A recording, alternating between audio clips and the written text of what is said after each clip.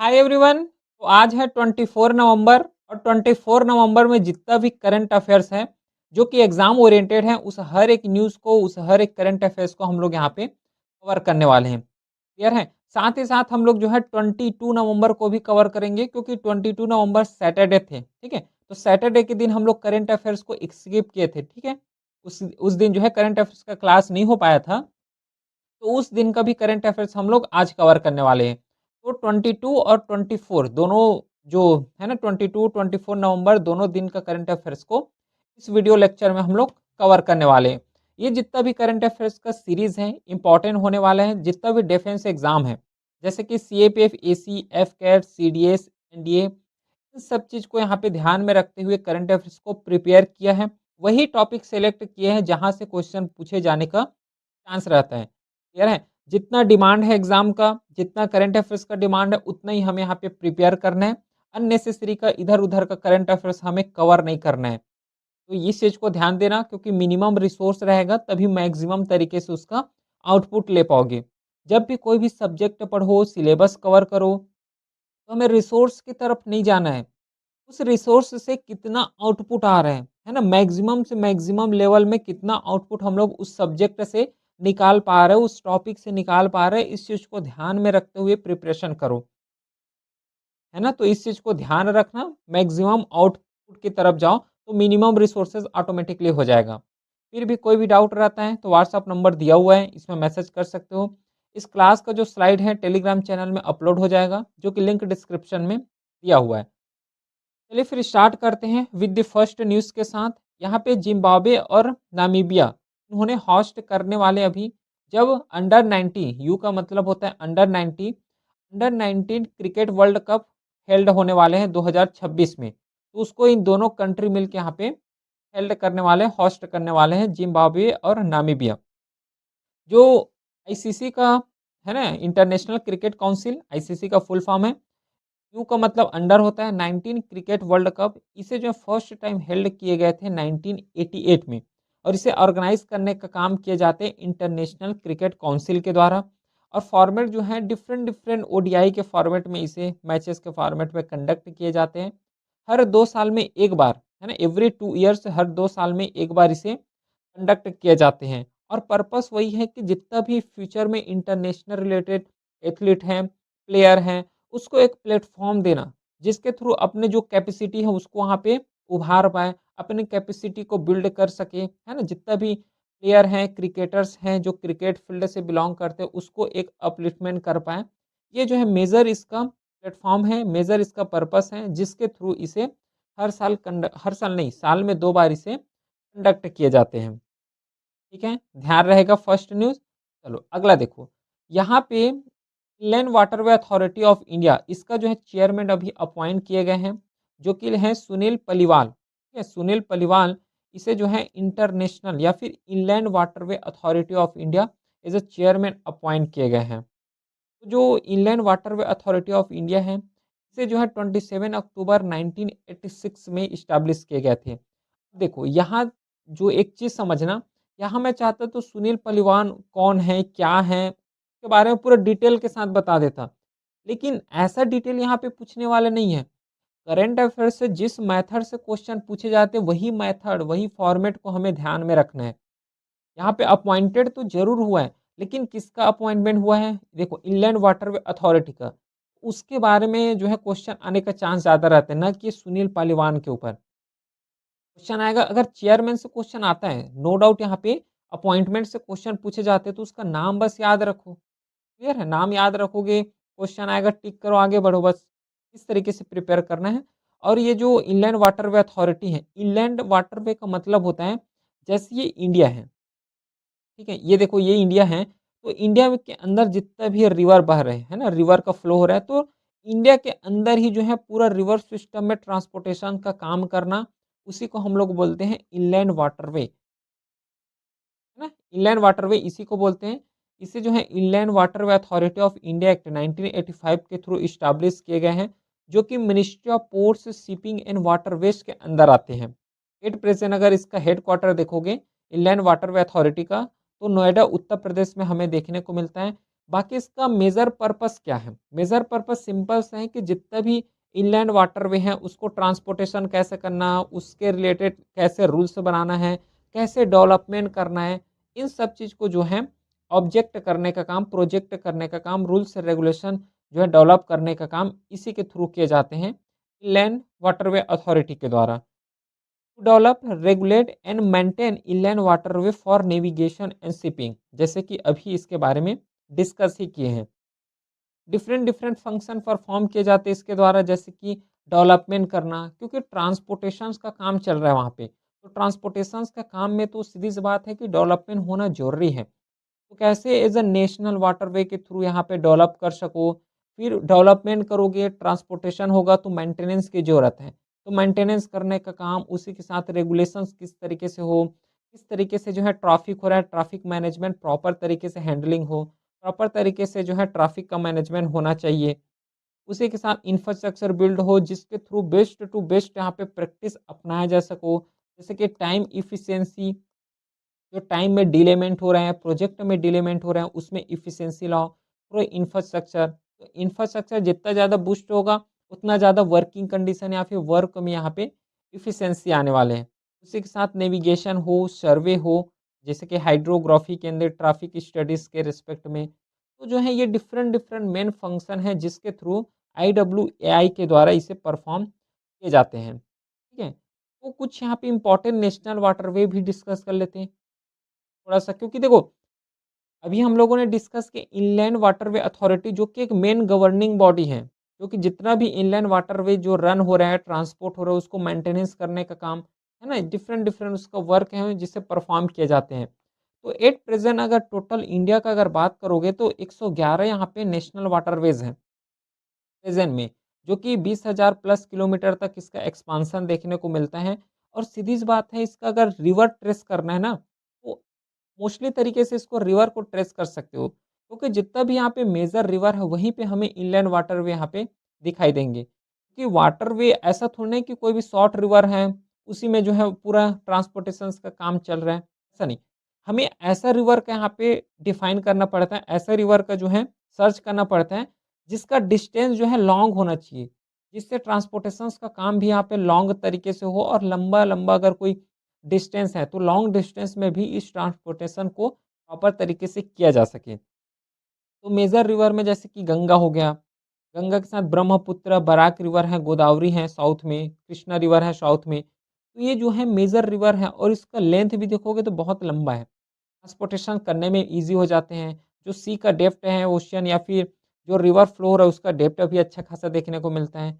और इसी के रिस्पेक्ट में फर्स्ट नेशनल वाटरवे यहाँ पे डिफाइन किए गए थे, बिल्ड किए गए थे, जिसे हम लोग शॉर्ट में NW1 के नाम से जाने जाते हैं, जो कि गंगा, भागीरथी और हुगली, ये जो है 3 रिवर हैं और तीनों रिवर में जो है नेशनल वाटरवे फर्स्ट यहाँ पे बनाए गए थे। और इसी के थ्रू जो है पूरा ट्रांसपोर्टेशन, मोस्ट ट्रांसपोर्टेशन इसी के थ्रू ही किए जाते हैं।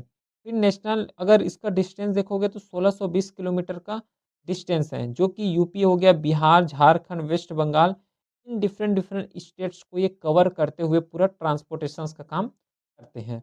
समझ आ गया नेशनल वाटरवेज़ क्या होता है? क्या है इनलैंड वाटरवे अथॉरिटी, फंक्शंस क्या हैं? कैसे रूल्स एंड रेगुलेशन बनाते हैं? डिटेल के साथ इसको हम लोगों ने यहाँ पे कवर किए हैं। चलो अब नेक्स्ट आऊँ। नेक्स्ट है अभी जो है TAI, जिसका फुल फॉर्म है trade intelligence and analytics portal. इसे जो है रिसेंटली लॉन्च किए गए हैं मिनिस्ट्री ऑफ कॉमर्स और इंडस्ट्री के द्वारा। क्या है ये TAI पोर्टल? ठीक है, तो इसके बारे में अब थोड़ा डिस्कस करते हैं। इसे डेवलपमेंट करने का काम directorate general of foreign trade with technical partner के साथ कोलैबोरेशंस करने के साथ इसे डेवलप किए हैं। और इसका सिंपल सा पर्पस यही है कि जितना भी ट्रेड से रिलेटेड डाटा हो गया उसको कैसे हम लोग एनालिटिक कर सके, किस तरीके से रिपोर्ट दे सके फॉर एक्सपोर्टर, इम्पोर्टर को। देखो, जिस तरीके से प्रॉपर वे में अपने पास अगर डाटा है, अगर इम्पोर्ट और एक्सपोर्ट का डाटा है तो हम ये भी तो पता लगा सकते हैं कि कितना सामान या फिर कितना गुड्स का इम्पोर्ट हुआ है, कितना परसेंट जो है एक्सपोर्ट हुआ है, इम्पोर्ट एक्सपोर्ट में डिफरेंसेस कितना है। और इसी गैप को जो है फिल करने के लिए हम लोग क्या कर सकते हैं, पॉलिसी मेक कर सकते हैं, पॉलिसी बना सकते हैं। क्योंकि जितना एक्यूरेट मेथड से डाटा अपने पास होगा, एक्यूरेट तरीके से अगर डाटा होगा, तो उसके थ्रू जो है पॉलिसी मेकिंग करना बहुत ज़्यादा जो है ईज़ी हो जाते हैं। तो ये जो है टीएआई पोर्टल इसीलिए लॉन्च किए गए हैं कि जितना भी ट्रेड से रिलेटेड डाटा है, एनालिसिस है, रिपोर्ट है, इसको यहाँ पे प्रोवाइड कर सके। जिसके थ्रू इम्पोर्ट, एक्सपोर्ट कर सके, किस तरीके से इम्पोर्ट, एक्सपोर्ट हो रहा है, उसी के साथ कैसे हम लोग पॉलिसी यहाँ पे बना सकते हैं।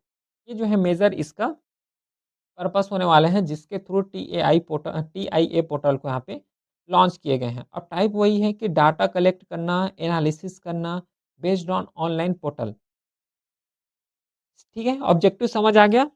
Trade data access, decision support हो गया, पॉलिसी मेकिंग, मार्केट एनालिटिक्स से, है ना? ईज़ ऑफ डूइंग बिज़नेस, ये मेन इसका जो है क्या होने वाले हैं, पर्पस होने वाले हैं। बाकी देखो इसके थ्रू जो है डिफरेंट-डिफरेंट बेनिफिट्स भी हैं। क्योंकि कोई भी प्रोजेक्ट को यहाँ पे लॉन्च कर रहे हो तो सीधी बात है उसका कई यहाँ पे बेनिफिट देखने को मिलेगा। बेनिफिट है तभी तो कोई भी प्रोजेक्ट को यहाँ पे लॉन्च कर रहे हो। तो सबसे पहले बात तो यहाँ पे ट्रांसपेरेंसी दिख जाएगा, क्योंकि यहाँ पे ऑनलाइन पोर्टल है। अब ऑनलाइन पोर्टल है तो कोई भी जाके उस डाटा को, उस एनालिसिस को यहाँ पे एक्सेस कर पाएँगे। कितना जो है इम्पोर्ट हो रहा है और कौन-सा जो ऐसा ज़्यादा गुड्स है जिसका इम्पोर्ट सस्ता हो रहा है, इम्पोर्ट इस तरीके से हो रहा है, तो हर एक चीज़ जो है ऑनलाइन पोर्टल में है। ऑनलाइन पोर्टल में तो सीधी बात है ट्रांसपेरेंसी आएगी। ट्रांसपेरेंसी के साथ जो है बेटर प्लानिंग कर पाएँगे, ठीक है? जो सामान या फिर जो गुड्स जो है कम दाम में अगर बिक रहे हैं, कम दाम में इम्पोर्ट हो रहे हैं या फिर एक्सपोर्ट हो रहे हैं, तो एक प्लानिंग बन जाएगा कि इस चीज़ को अगर बेचते हैं, इस चीज़ को अगर सेल करते हैं, तो ज़्यादा प्रॉफ़िट होगा। इस चीज़ को अगर सेल करते हैं तो कम प्रॉफ़िट होगा। तो एक बेटर प्लानिंग, एक बेटर डिसीज़न मेकिंग में बहुत ज़्यादा यहाँ पे हेल्पफुल होने वाला है। तो इस चीज़ को भी ध्यान दोगे। फिर ग्लोबल कॉम्पिटिटिवनेस होगा, रिडक्शन रिस्क यहाँ पे बहुत कम हो जाएँगे। क्योंकि प्लानिंग हो जाएगा ना, अपने पास पूरा प्रॉपर डाटा है। अब प्रॉपर डाटा है तो उसी हिसाब से प्लानिंग करोगे। अब उसी हिसाब से प्लानिंग करोगे तो जो रिस्क था, है ना? वो रिस्क यहाँ पे रिड्यूस हो जाएँगे। एमएसएमई जो सेक्टर है, स्मॉल लेवल में जितना भी सेक्टर है उसको यहाँ पे बूस्ट मिलेगा क्योंकि उसके पास भी अब जो है डाटा है। उसको भी पता है कि इस चीज़ को एक्सपोर्ट करोगे तो ज़्यादा बेनिफिट होने वाला है और इस चीज़ को इम्पोर्ट करोगे तो कम बेनिफिट होने वाला है। ये सब चीज़ के बारे में पता चल जाएँगे। तो ये जो ट्रेड इंटेलिजेंस पोर्टल है बहुत ज़्यादा बेनिफिट भी होने वाले हैं। इस चीज़ को ध्यान में रखोगे। बाकी अब बढ़ते हैं हम लोग नेक्स्ट न्यूज़ की तरफ। वो है यहाँ पे फ़ातिमा बोस जिन्होंने अभी वॉन किए हैं मिस यूनिवर्स टाइटल को जो 2025 में कंडक्ट किए गए थे। इसका जो है मिस यूनिवर्स जो टाइटल है, इसे फ़ातिमा बोस के द्वारा भी वॉन किए गए हैं। ये जो है 74th एडिशन रहा है, जो कि 21 नवंबर को हेल्ड किए गए थे। कहाँ हेल्ड किए गए थे? थाईलैंड में। थाईलैंड में इसे जो है कंडक्ट किए गए थे, जो कि इस साल का थीम रहा है 2025 का द पावर ऑफ लॉ।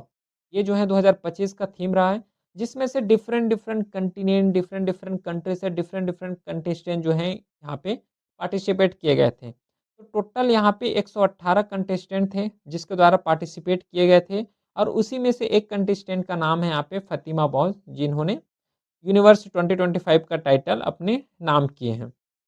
अब डिफरेंट-डिफरेंट प्लेसमेंट भी है यहाँ पे, 30 प्लेसमेंट लिखे गए हैं। तो इसके बारे में अगर कुछ और डिफाइन करें तो डिफरेंट-डिफरेंट कैटेगरी के लिए भी अवार्ड दिए जाते हैं। जैसे कि मिस यूनिवर्स, इसके बारे में तो अभी हम लोग कवर किए जो कि मेक्सिको से बिलॉन्ग करते हैं। फिर मिस कॉन्गेनियलिटी जो कि केरियन आर्सलान जो टर्की से बिलॉन्ग करते हैं। फिर मिस फोटोग्राफिक हो गया, है ना? फोटोजेनिक हो गया। फिर बेस्ट नेशनल कॉस्ट्यूम हो गया। तो डिफरेंट-डिफरेंट जो प्लेटफ़ॉर्म है, डिफरेंट-डिफरेंट डाइवर्सिटी है, वहाँ से भी हमें विनर्स देखने को मिला है। तो इसको थोड़ा-सा यहाँ पे याद रखोगे, जैसे कि एफकेट हो गया जो वन लाइनर वाले जो क्वेश्चन पूछे जाते हैं वहाँ से, और एफकेट में इस तरीके से क्वेश्चन ज़्यादा देखने को मिलता है।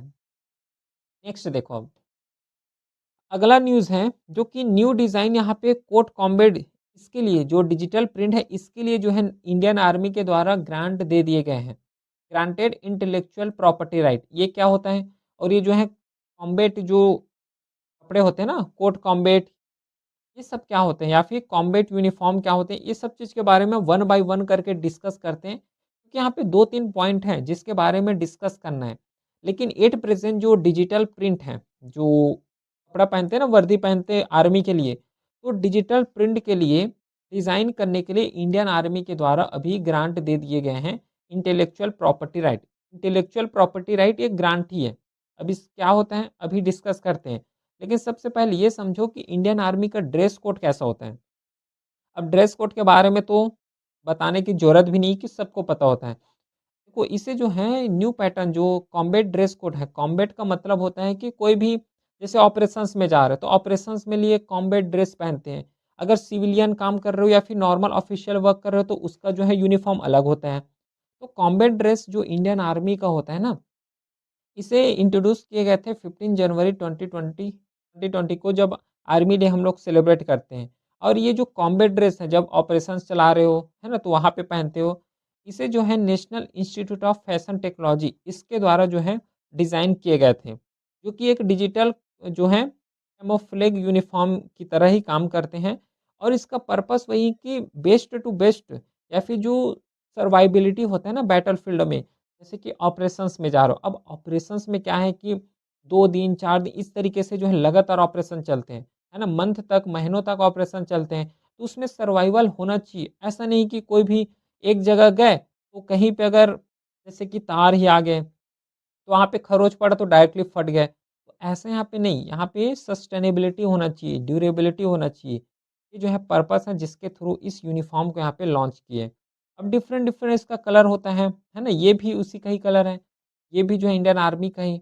लेकिन क्या है कि कॉम्बैट और जो ऑफ़िशियल वर्क है उसमें जब हम लोग जब कपड़ा पहनते हैं, है ना? तो उसका जो है कलर हो गया, डिफरेंट-डिफरेंट तरीके से होते हैं। तो पैटर्न, स्टाइल, डिजिटल ये सब चीज़ के बारे में नॉर्मल सबको पता होता है। बाकी वर्क कर सके डिफरेंट इन नाइट में, है ना? दिन और नाइट में अच्छे तरीके से वर्क कर सके। ऑल वेदर यहाँ पे ऑपरेशंस कर सके। कोल्ड वेदर में जा रहे हो तब भी वही कपड़ा यहाँ पे साथ देना चाहिए, क्लॉथ साथ देना चाहिए। है ना? गर्मी में, बरसात में जा रहे हो तब भी साथ देना चाहिए। वेरियस इंडियन टेरेन्स की हाई यहाँ पे माउंटेन्स हैं, हिमालय माउंटेन्स है, फिर नॉर्दर्न ईस्टर्न साइड माउंटेन है, तो हर एक फ़ील्ड में जो है, ये काम आना चाहिए, उस तरीके से जो है इसे डिफ़ाइन किए जाते हैं। बाकी अब हम लोग डिस्कस करते हैं कि इंटेलेक्चुअल प्रॉपर्टी होता क्या है? जैसे कि इंडियन आर्मी का ड्रेस कोड है। अब इंडियन आर्मी के ड्रेस कोड को यहाँ पे कोई अदर कॉपी ना कर ले। अगर कॉपी कर रहे हैं तो उसको परमिशन चाहिए, उसी परमिशंस को हम लोग इंटेलेक्चुअल प्रॉपर्टी राइट बोलते हैं। अब यहाँ पे इंडियन आर्मी का ड्रेस है, अब इंडियन आर्मी के ड्रेस को जो है कोई अदर पर्सन अगर बना रहे हैं, अगर बनाना चाह रहे हैं तो इंडियन आर्मी का परमिशन चाहिए। क्यों? क्योंकि इंडियन आर्मी का जो ड्रेस कोड है ये इंडियन आर्मी के लिए ही बनाए गए हैं, ना कि अदर पर्सन्स के लिए या फिर अदर फील्ड के लिए बनाए गए हैं। लेकिन अगर बना भी रहे हो, है ना? तो बना रहे हो तो उसके लिए जो है हमें इंटेलेक्चुअल प्रॉपर्टी राइट चाहिए, मतलब उसका जो है परमिशन चाहिए, इंडियन आर्मी का परमिशन चाहिए। उसी के परमिशंस को हम लोग यहाँ पे इंटेलेक्चुअल प्रॉपर्टी राइट बोलते हैं। ठीक है? तो इंटेलेक्चुअल प्रॉपर्टी राइट वही है जो कि अभी बताया हूँ, कि एक एक्सक्लूसिवली राइट होता है क्रिएटर्स के लिए, इन्वेंटर्स के लिए। ये जो बनाने वाले हैं, जैसे कि यहाँ पे वर्दी बना रहे हैं, तो वर्दी बनाएँगे तो एक्सक्लूसिवली राइट होते हैं, कि वही जो है ऑर्गनाइज़ेशंस या फिर वही फैक्ट्री है उस वर्दी को बना सकते हैं। अदर लोग यहाँ पे नहीं बना सकते। ठीक है, समझ आ गया इस चीज़ के बारे में। बाकी डिफरेंट-डिफरेंट तरीके हैं जिसके थ्रू इंटेलेक्चुअल प्रॉपर्टी राइट यहाँ पे ग्रांट किए जाते हैं। जैसे कि पेटेंट के थ्रू दिए जाते हैं, न्यू इन्वेंशन या फिर टेक्नोलॉजी को प्रोटेक्ट करते हैं। इसका वैलिडिटी 20 ईयर्स होता है। जैसे कि कॉपीराइट हो गया, है ना? बुक्स, म्यूज़िक, फ़िल्म, सॉफ्टवेयर हो गया, इसमें जो कि 60 ईयर या फिर लाइफ़ तक यहाँ पे देखने को मिलता है। ट्रेडमार्क हो गया, ज्योग्राफिकल इंडिकेशंस हो गया, ये डिफरेंट टाइप के प्रॉपर्टी राइट्स हैं और इसी के थ्रू यहाँ पे इश्यू किए जाते हैं। इंडस्ट्रियल डिज़ाइन है, ट्रेड सीक्रेट है, जो कि बिज़नेस कॉन्फिडेंशियल जो फ़ॉर्मूला होता है उसको रखने के लिए, इसमें कोई लिमिट नहीं होता। ये जो है डिफरेंट डिफरेंस का इंटेलेक्चुअल प्रॉपर्टी राइट है। तो इस थोड़ा न्यूज़ है, अच्छे से इसको ध्यान में रखोगे। बाकी यहाँ पे निचले जो बैचनेट हैं, इन्होंने अभी अवार्ड जीते हैं। इसे अवार्डेड गए हैं इंदिरा गांधी पीस प्राइज़, जो 2025 का है, सॉरी 2024 का है। इंदिरा गांधी पीस प्राइज़ इसे जो है कौन अवार्डेड गए हैं? मैकेले बैचनेट। इसे जो है अवार्ड करने का काम क्या है? क्या है Indira Gandhi prize for piece? इसके बारे में डिस्कस करते हैं। देखो इसका अवार्ड का अगर पूरा नाम देखोगे तो Indira Gandhi prize for piece, डिसआर्मामेंट and development, ये जो है इसका पूरा नाम है। इसे जो है इंस्टीट्यूट किए गए थे इंदिरा गांधी मेमोरियल ट्रस्ट के द्वारा, जो कि एस्टेब्लिश किए गए थे 1986 में। मेमोरी वही है जो इंदिरा गांधी ना फॉर्मर प्राइम मिनिस्टर रहे हैं इंडिया का, तो उसके मेमोरी के रूप में जो है इसे दिए जाते हैं। अब देखो यहाँ पे इसका फर्स्ट रेसिपिएंट रहा है रामेश्वरी नेहरू, ये जो है इसका फर्स्ट रेसिपिएंट रहा है और इसका पर्पज़ है कि जितना भी पीस के फ़ील्ड में, है ना? वर्ल्ड में पीस बनाना या फिर डिफरेंट डिफरेंट कंट्री में पीस बनाने के लिए, पीस को मेंटेन रखने के लिए एक आउटस्टैंडिंग जितना भी परफॉर्मेंस रहता है, उसी यहाँ पे एक इंडिविजुअल को इंदिरा गांधी पीस प्राइज़ से अवार्डेड जाते हैं। हॉनर इंडिविजुअल और institution for outstanding work in international peace. उसी के साथ डिसआर्मामेंट हो गया। डिसआर्मामेंट का मतलब है जैसे कि एट प्रेजेंट अगर बात करोगे डिफरेंट डिफरेंट जो कंट्री हैं न्यूक्लियर वेपन बनाने में लगे हैं ना, पूरा आर्म एंड एमुनेशन बनाने में रखे, तो उसको कम करना, उसको कंट्रोल करने के लिए जो है सहयोग देना, उसको डिसआर्मामेंट बोलते हैं। फिर ह्यूमन राइट हो गया, डेवलपमेंट हो गया, इन सब चीज़ में जो है आउटस्टैंडिंग जो परफॉर्म करते हैं उसको यहाँ पे हॉनर किए जाते हैं। और उसी के थ्रू जो है 2024 के लिए इंदिरा गांधी पीस प्राइज़ से अवार्डेड गए हैं। एक्चुअली ये जो प्राइज़ है इंटरनेशनल अवार्ड है, इंटरनेशनल प्राइज़ है। इंटरनेशनल लेवल में कोई इंडिविजुअल है ना? इंडिविजुअल हो गया या फिर इंस्टीट्यूशन हो गया या फिर ऑर्गेनाइजेशंस हो गया, इसको जो है इस अवार्ड से अवार्डेड जाते हैं, है ना? इसे जो है अभी जो है न्यू दिल्ली में अवार्डेड गए हैं। इसमें जो है कैश प्राइज़ 25 लाख दिए जाते हैं, उसी के साथ सिटेशंस एंड प्ले भी दिए जाते हैं। अब डिफरेंट डिफरेंट फ़ील्ड को इसके द्वारा कवर किए जाते हैं। इस तो कवर किए जाते हैं, न्यूक्लियर डिसआर्मामेंट हो गया, एनवायरमेंटल अगर प्रोटेक्शंस कर रहे हो तो इस फ़ील्ड से भी जो है इस अवार्ड को दिए जाते हैं, क्लियर है? उसी के साथ ह्यूमन राइट हो गया, सोशल एंड इकोनॉमिक डेवलपमेंट हो गया और ये जो है ओपन है, हर फ़ील्ड के लोगों के लिए जो है ओपन है। उसी के साथ जो है और अगर इसके बारे में डिस्कस करेंगे, ये जो इंटरनेशनल अवार्ड है इसके बारे में पता है, ये जो है हर साल इसे दिए जाते हैं, तो इतना ही हमें कवर करना है, इतना ही जानना है इंटरनेशनल जो इंदिरा गांधी पीस प्राइज़ है उसके बारे में। रिसेंटली अभी जो है वर्ल्ड फिशरी डे हम लोगों ने ऑब्जर्व किए हैं और इसे हर साल ऑब्जर्व किए जाते हैं 21 नवंबर को। जो इसे ऑब्जर्व करने का काम जो है ग्लोबल तरीके से किए जाते हैं, ग्लोबल लेवल में ऑब्जर्व किए जाते हैं।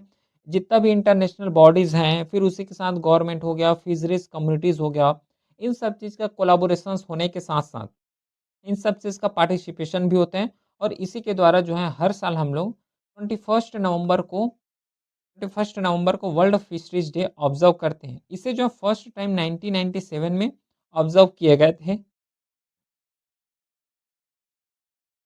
इसे जो है हर साल ऑब्जर्व करने का मेन पर्पस है कि कैसे हम लोग जो है फिशरी सेक्टर को डेवलपमेंट कर सकते हैं। उसी के साथ फिशरी सेक्टर को कैसे हम लोग जो है एज अ सस्टेनेबल वे में, क्लियर है? एक्सप्लॉइटेटिव वे में नहीं, सस्टेनेबल वे में कैसे हम लोग जो है इसको प्रमोट कर सकते हैं, कैसे सस्टेनेबल वे में इसका यूज़ कर सकते हैं। ये जो है इसका डिफरेंट डिफरेंट पर्पस है। इसके द्वारा हाइलाइट किए गए हैं कि फिश स्टॉक के लिए कैसे हम लोग सस्टेनेबल नीड है, कैसे सस्टेनेबल प्रैक्टिस कर सकते हैं। इसी के थ्रू कैसे हम लोग जो है सोशल, इकोनॉमिक, एनवायरमेंटल सिक्योरिटी कर सकें हैं फिशरीज़ कम्युनिटी के लिए। फिर जितना भी थ्रेट हो रहे हैं जैसे कि ओवर फिशिंग हो रहा है, उसी के साथ हैबिटेट डिस्ट्रक्शंस हो रहे हैं, इलीगल फिशिंग हो रहा है, उसको अटेंशन लाने के लिए उस थ्रेट को यहाँ पे रिड्यूस करने के लिए जो है पर्पस है और हर साल इसी के पर्पस को हम लोग ध्यान में रखते हुए वर्ल्ड फिशरीज डे ऑब्जर्व करते हैं। और इसी के भांति 2025 का थीम रहा है India blue transformation strengthening value addition in seafood export. ये जो है 2025 का थीम रहा है। बाकी नेक्स्ट न्यूज़ की तरफ बढ़ते हैं जो कि 20 एडिशंस का G20 समिट जो कि यहाँ पे हेल्ड होने वाले हैं। कहाँ पे होस्ट होगा? इसे जो है जॉनसनबर्ग कंट्री है, यहाँ पे होस्ट किए जाएँगे और ये जो G20 हर साल इसे होस्ट किए जाते हैं। अब ये जो है डिफरेंट डिफरेंट कंट्री के द्वारा होस्ट किए जाते हैं, जो कि रोटेटिंग पैटर्न में होता है। क्लियर है? जैसे कि एट प्रेज़ेंट अगर इंडिया होस्ट कर रहे हैं तो उसके बाद जो है अनदर कंट्री होस्ट करेंगे, फिर उसके बाद अनदर कंट्री होस्ट करेंगे। तो इस तरीके से क्या है इसका जो होस्ट करने का जो मेथड है वो रोटेटिंग तरीके से होते हैं और इसी के भांति जो है 2025 में से जॉनसनबर्ग के द्वारा होस्ट किए जाएँगे। जी का मतलब होता है ग्रुप होता है, जी का एक्चुअली मतलब होता है ग्रुप और 20 का मतलब होता है 20 मतलब ग्रुप ऑफ 20 इसको हम लोग बोलते हैं और शॉर्ट में जो है G20 बोल देते हैं। इसे 1999 में इस्टैब्लिश किए गए थे और रीज़न ये वही है कि जितना भी अदर कंट्री हैं डिफरेंट डिफरेंट कंट्री है। और वहाँ पे जो फाइनेंशियल इंस्टेबिलिटी है उसको यहाँ पे प्रमोट करना है एज़ अ ग्लोबल लेवल में। अगर कोई भी कंट्री फाइनेंशियल इंस्टेबिलिटी हो रहा है तो उसको फाइनेंस प्रोवाइड करना, उसको ग्रांट प्रोवाइड करना, जिसके थ्रू जो उसका जो फाइनेंशियल इंस्टेबिलिटी हो रहा है उस कंट्री का, तो उसको जो है कैसे स्टेबिलिटी ला सकते हैं, उसको लिए ग्रांट दे रहे हैं। फिर रूल्स एंड रेगुलेशंस बनाने का काम। ये जो है डिफरेंट डिफरेंट इसका रीज़न है और इसी के थ्रू जो है ग्रुप ऑफ 20 डिफरेंट डिफरेंट जो 20 कंट्री हैं आपस में मिल के एक ऑर्गेनाइजेशन बनाए हैं जिसका नाम है G20 और यही जो है 2025 में होस्ट करने वाले हैं जॉनसनबर्ग के द्वारा। और ये जो है इंटरनेशनल इंटर गवर्नमेंटल फोरम है, ध्यान रखना इस चीज़ को। अब ऐसा नहीं है कि जो G20 है इसमें जस्ट कंट्री कंट्री आपस में मिल के जो है इसको फॉर्म किए, ऐसा नहीं। देखो यहाँ पे जो है 19 कंट्रीज़ हैं, 19 कंट्रीज़ के साथ जो यूरोपियन यूनियन है, अब यूरोपियन यूनियन के अंदर भी डिफरेंट डिफरेंट कंट्रीज़ आते हैं। तो यूरोप के जितना भी डेवलप नेशन है या फिर यूरोप में जितना भी कंट्री हैं, वो आपस में मिल के एक यूनियन बनाए हैं, जिसका नाम यहाँ पे यूरोपियन यूनियन है। उसी के साथ जो है अफ्रीका में अफ्रीकन कंटिनेंट में जो डिफरेंट डिफरेंट कंट्री है ना, वो आपस में मिल के यहाँ पे एक फोरम बनाए हैं। 8 प्रेज़ेंट जो है यहाँ पे 21st मेंबर है। बल्कि यहाँ पे G20 हम लोग बोल रहे हैं लेकिन 21st यहाँ पे मेंबर है। 19 तो हो गया पूरा कंट्री, उसी के साथ पहला एक यूरोपियन यूनियन हो गया और एक अफ्रीकन यूनियन हो गया। 8 प्रेज़ेंट जो है 21 है तो इसको 21 करना चाहिए। लेकिन जो है G20 चल रहे हैं तो वही चल रहे हैं। और इसका जो है कोई परमानेंट ऑफिस भी नहीं है, कोई परमानेंट यहाँ पे सेक्रेटेरिएट नहीं है, जहाँ पे इसका रूल्स एंड रेगुलेशन डिस्कशन हो सके। ये जो है हर साल रोटेटिंग है, तो जितना भी कंट्री हैं आपस में मिल के है ना डिसाइड कर लेते हैं अगला नेक्स्ट ईयर कौन होस्ट करने वाले हैं, जो कि रोटेटिंग मेथड में होते हैं। इसका मेन फोकस एरिया रहा है। पहले बात जब इसे फाउंड किए गए थे, है ना? जब इसे फाउंड किए गए थे, तो इसका रीज़न एक ही था कि जो आपस में जो कंट्री है वहाँ पे जो ग्लोबल इंस्टेबिलिटी है, जो फाइनेंशियल इंस्टेबिलिटी है, उसको प्रमोट करना है। फाइनेंशियल इंस्टेबिलिटी हो रहा है उसको रिड्यूस करना है और इंस्टेबिलिटी को यहाँ पे जो स्टेबिलिटी होता है फाइनेंशियल उसको जो है प्रमोट करना है, ये इसका मेजर रोल रहा है। बाकी जैसे कि सीन बदलते गए, सिचुएशंस बदलते गए, तो इसका भी जो पर्पस है ये भी डाइवर्सिफ़ाई होना स्टार्ट हो गया है। तो ग्लोबल इकोनॉमी को रेगुलेट करना, ट्रेड किस तरीके से हो, कैसे एक दूसरे कंट्री आपस में कनेक्ट होके कोऑर्डिनेट होके ट्रेड करे, डेवलपमेंट कैसे करना है, क्लाइमेट चेंज के ऊपर डिस्कशन होना स्टार्ट हुए, हेल्दी एनर्जी हो गया, फिर डेट रिलीफ हो गया। ये डिफरेंट डिफरेंट इसका मेन फोकस टाइम के अकॉर्डिंग जो है चेंजेस होता रहा है।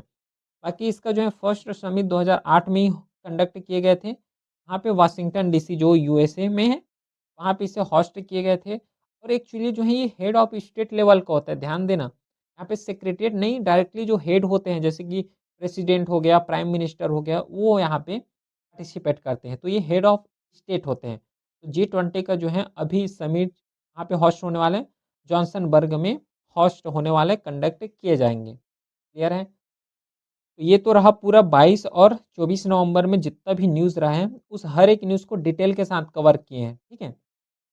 इस पूरे क्लास का जो स्लाइड है टेलीग्राम चैनल में अपलोड हो जाएगा, जो कि लिंक डिस्क्रिप्शन में दिया हुआ है। चलिए फिर मिलता हूँ नेक्स्ट क्लास में, तब तक के लिए thank you, have a great day.